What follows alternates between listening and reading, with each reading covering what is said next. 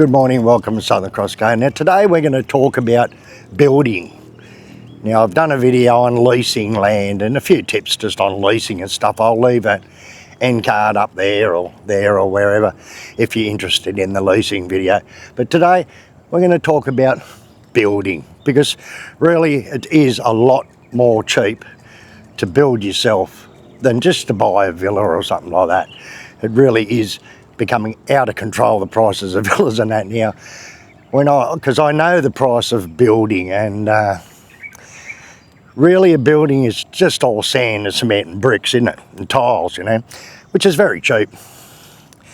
So I'll give you a few tips on like the process of things you need to do and things to look out for and things like that when you want to build your own little dream villa or something in Bali.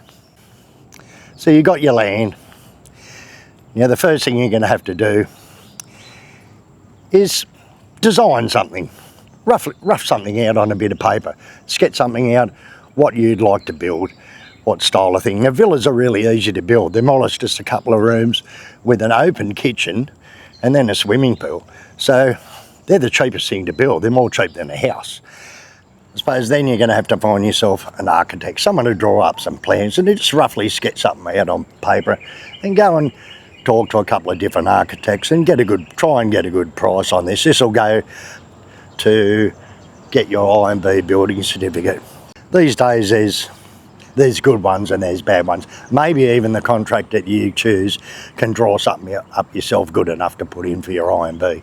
Once you get your InnB, you can more or less build anything you want on that land, you know. First thing you really need to do is get your electric onto the block.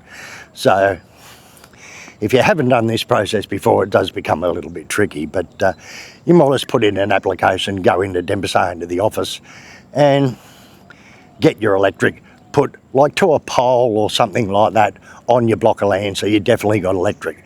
The second thing you need is a small bore. You need water, so you have to get a bore in. Now with bores, they charge you so much per metre that they drill, how deep.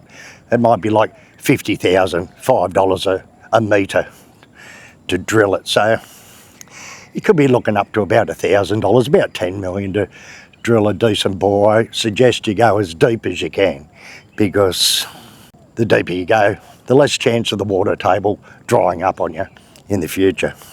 So you got your little sketch of your little house or something, what you want to build.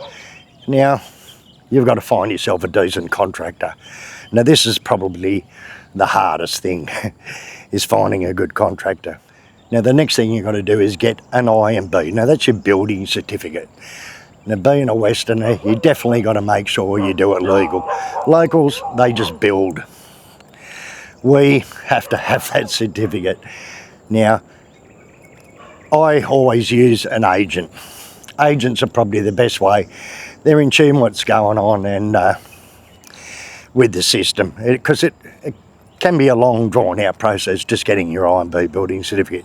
So what you do is you pay, it's something like $50,005 per square metre of the size of your house. Now you pay that up front. It goes into, they put the application in. Someone from the government will come out and check your land, make sure there's water and power, and you know, the land's there ready to build, it's the right size, and it's not a green zone and things like that. They check all that sort of stuff. And they'll give you the okay to build before you actually get your certificate. And then later on when you get your certificate, there's another fee. So in the end, it might cost you, you know, $1,500 or $2,000 to end up getting your building certificate. But this is something you really got to have, being a Westerner. You got to keep everything legal. So to get your InnB, you have to sort of get a letter from your neighbours around you just to say it's okay, they don't mind you building whatever you're going to build there, which is easy, everyone says yes. So once you've got your electric, your small bore, you got your InnB, you've chosen your contractor. Now contractors, that's a very tricky situation is with contractors, because if you just let a contractor make out a contract for you on the price of the house, on what they think to build it, but really contractors work by the square metre. So you can get a contractor for a finished house for as little as $3.5 million per square metre finished. It's about $350 per square metre. That's everything. Foundations, room, painted, finished product.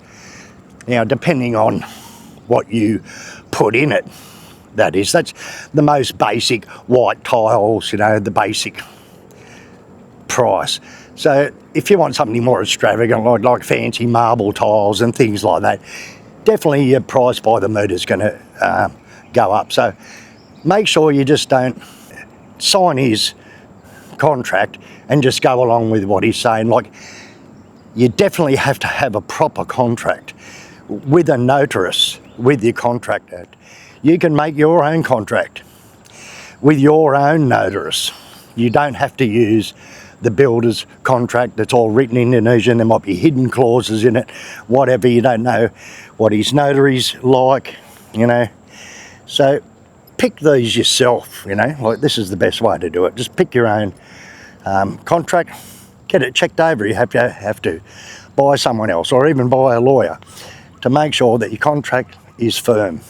Now, the worst thing you can do is just pay a contractor out full price of the house, because what will happen, they'll go on a spending spree, and before you know it, you're halfway through your job, they've run out of money, and that's it. You've just lost everything. You've got an unfinished house, they've got no more money, and trying to chase this all up and fight it in court and all that, it's just a nightmare. So probably the best way to do this sort of thing is set up your own contract under your own terms. Now, what we do normally when we build, we pay them initially so much up front to get started, like $20,000, like $200 million to get started. That's for bricks, sand, cement, everything, and that's enough to get the job going. And then we pay them monthly. Then we might pay them another $200 million every month, as long as it's up to your satisfaction of what's happened in that month with the money. You pay them again the next month and the next month and the next month. So you're not putting all your money out front. You're only just putting out a little bit at a time. And then we always hold the last final payment of 20 grand or something for about 2 months to make sure the brickwork's not cracking up, you know, the paint's not peeling off the walls and things like that, and make them come back and fix all them little things, and then they receive their final payment. Now, if you do this, really, the only thing you can lose is your initial first payment, you know, of the couple $100 million. If they're going to run away with your money, well, that's all they can take, because you're paying them monthly. Now, you've got to have all sorts of clauses in here where you can get out of the lease if you want, if you're not satisfied with their work. Because a lot of the time, you pay them and just nothing happens, you know. So opt for that, to be able to out the lease, pay monthly payments instead of paying it all up front. And what I do is I buy all the materials myself. It's easy. When you're building anything here, this is all it is: sand, cement and bricks and steel. That's it. And it's really, really cheap to buy all these things. You can buy 1,000 bricks for, you know, $300 or $400, you know. You buy 100 bags of, what is it, $5 a bag of cement. You just buy 100 bags of cement, you know, 1,000 bricks, you know, a bunch of steel, and that's it. You're on the way. You're ready to go, you know. So it's very, very cheap to build in Indonesia. A lot more cheap than what people think. All your initial costs go into your finishing products, you know, like your tiles, and that's all else there is. Really then, it's just render, paint and tiles, your kitchen, you know. So most of your expense will go into all the finishing stuff, and that's up to you. Now, it helps if you've had experience in the building trade. Like, I'm a builder by trade, so it's easy for me to look into I can look at a plan and see the finished product, you know. But if you have got nothing to do with building at all, well, you know, it makes it a little bit more difficult to sort of do this sort of thing. But you'd be very well surprised how cheap it is to build. Like I see everywhere now for 250, 300, no, it's 250 US dollars. They're selling a little villa with a little swimming pool.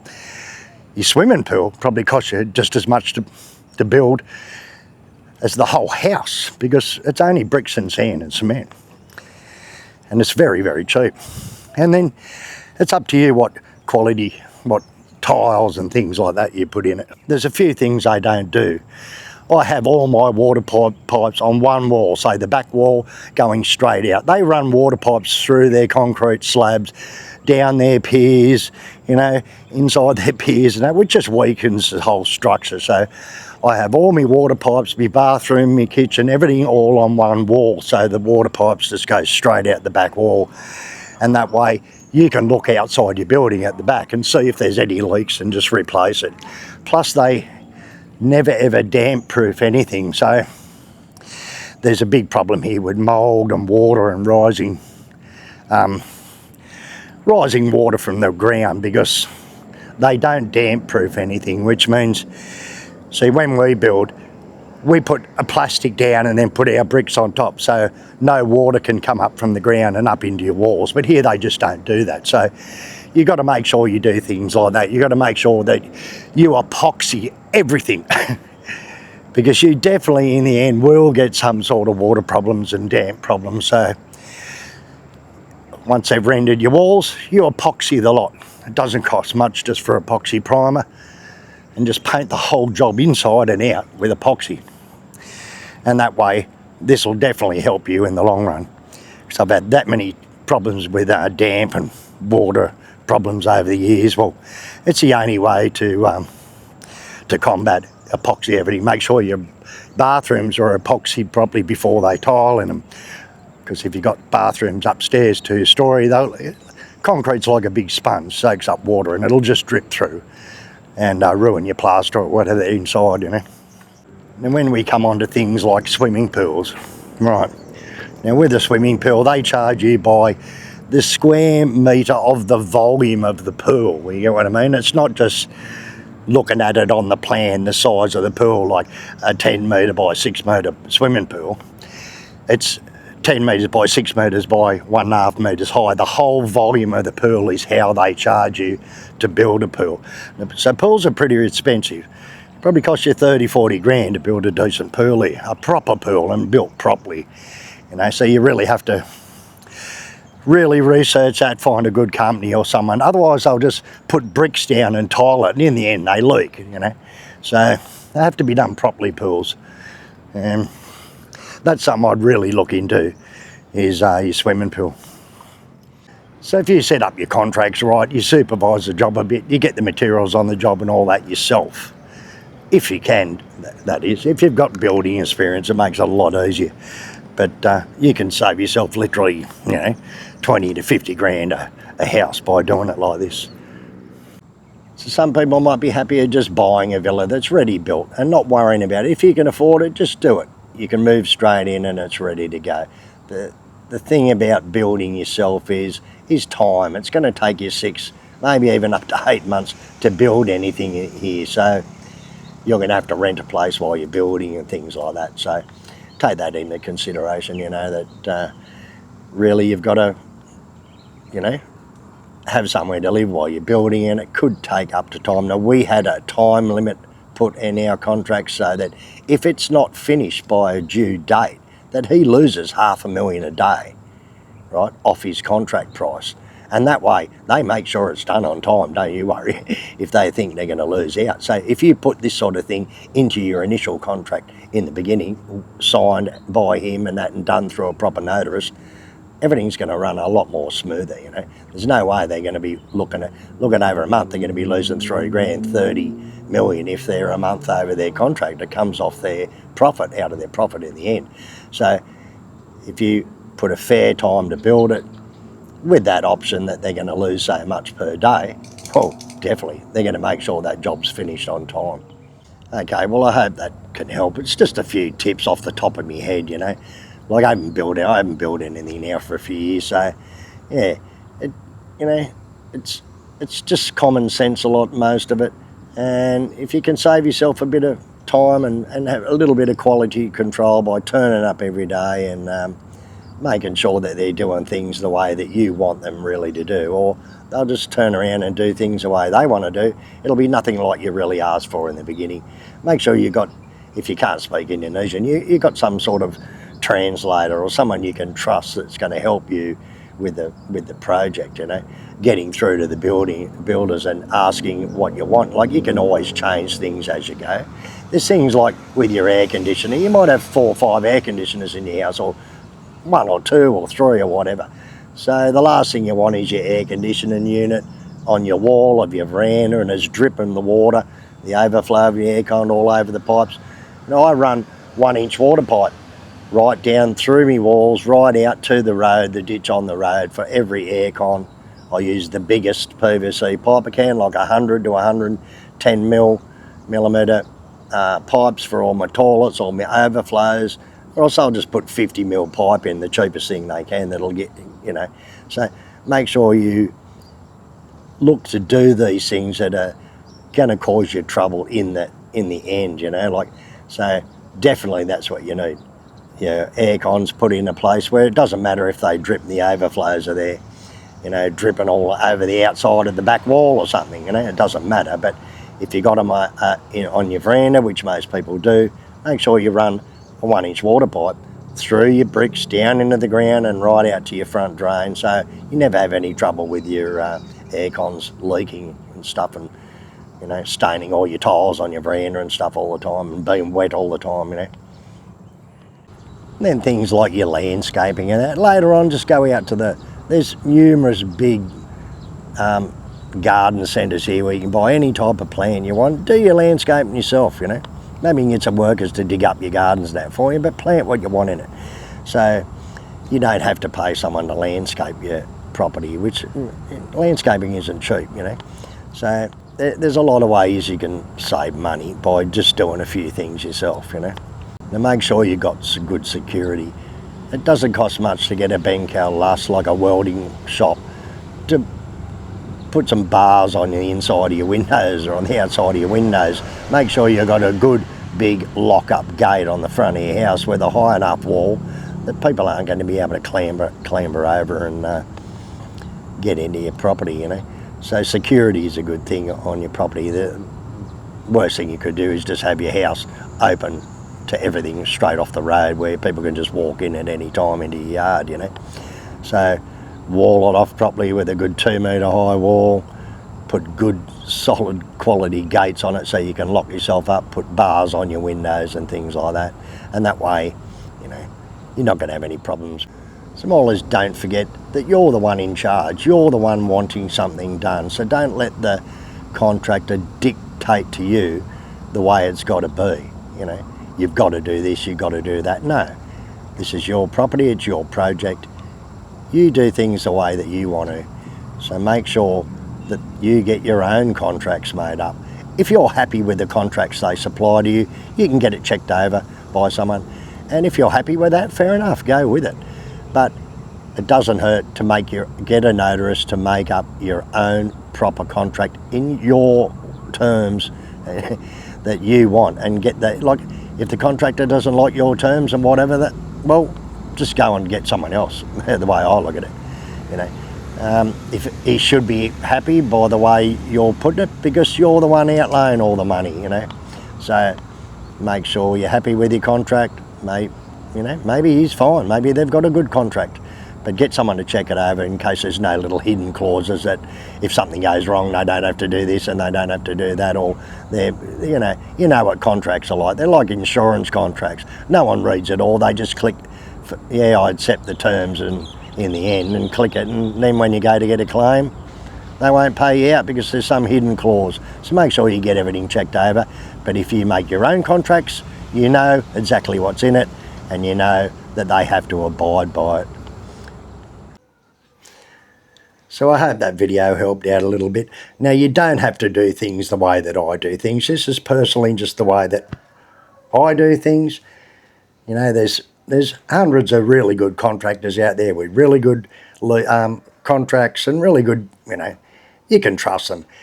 If you've got any friends that have built before, you know, check out their contractors, you know, maybe you'll have no trouble at all.